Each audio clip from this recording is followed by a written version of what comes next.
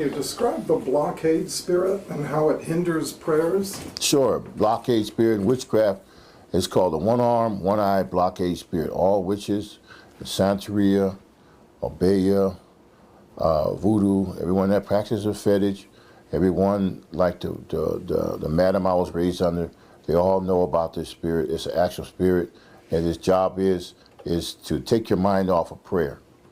When you go into the Bible says, Jesus said, go into your secret closet, shut the door, and when you're praying in secret, God will reward us openly.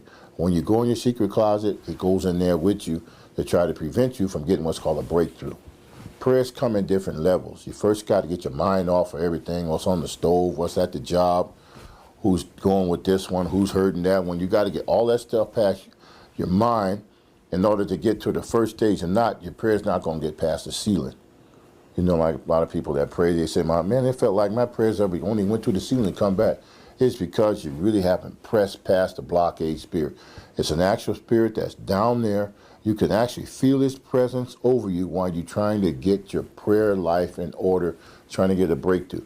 It's going to remind you of everybody that hates you, is everybody that dislikes you, how much money you don't have, stomach ache that you had last week.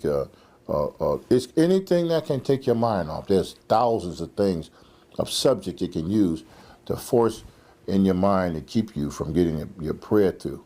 And you, like Paul says, you have to press past this.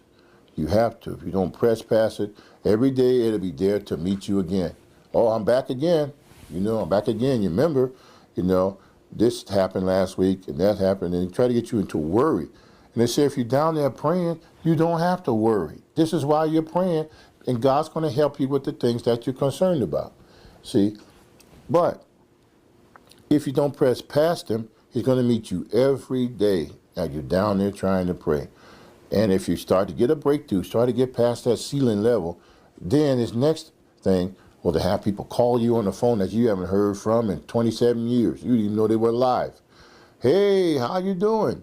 You know, and you're trying to get that breakthrough with God on your hands and knees, and they call you. You get up, answer the phone, and then when you finally go back about 2 hours later, you say, well, it's too late to go back to prayer now.